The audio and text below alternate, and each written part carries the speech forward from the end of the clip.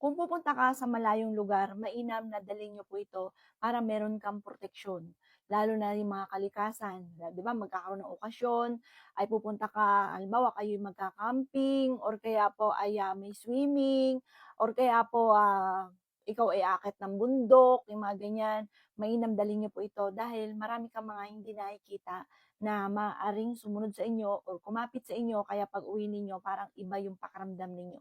Or kaya ikaw po ay mabilis na nakakainggitan ng mga taong inggitera, pakalimera at tsismosa, like ang pinakikilamanan. Or kaya po mga bossing ko, ikaw po ay pupunta sa mga yumao, sa mga sementeryo, ganun din po, halimbawa sa ospital, daling nyo po ito. Upang sa ganun ay meron kang proteksyon. Kesa yung ba tipo na okay yung pakaramdam mo, kaya nga ikaw nakapunta doon, pagbalik ninyo, iba na ang panlasa ninyo, na maaaring may kumapit na sa inyong negative na hindi nyo nakikita. Mainam po mga bossing ko, magawa nyo po ito ha. Kailangan lamang po natin ng isang plastic. Pagkatapos mga bossing ko, kailangan natin ng asin.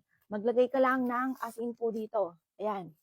Gusto nyo, dami-damihan nyo po mga boss. Yan. Lagyan nyo lang po ng asin. At pagkatapos, kailangan po natin mga bossing ko ng isang butil or 3 bawang. Yan. Kasi ang asin, nagtataboy po yan ng mga bad spirit, tapos mga bossing ko, ang bawang, ganun din. Tapos, kailangan natin ng 2 sili. Siling pula, pantaboy po yan ng malas at panghatak ng swerte. Yan, ganyan lamang po. Ilagay nyo lamang po ito sa bag po ninyo at bago ka umalis ng iyong tahanan, sabihin nyo po ito na layuan ka ng mga bad spirit at puro swerte lang ang welcome po sa inyo. Itinataboy nyo lahat ng kamalasan nyo, huwag kakapit sa inyo. Ganun mga bossing, dapat matapang. Dapat nga po pag minsan, unang salta mo doon, mumurahin mo. Halimbawa, unang salta nyo po doon, bundok, magmumura ka.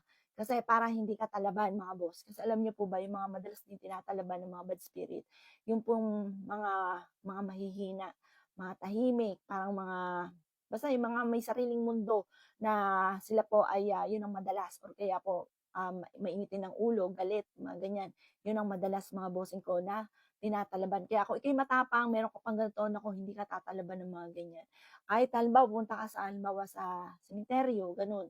Nagdala ka ng ganito para hindi ka sundan ng kamalasan.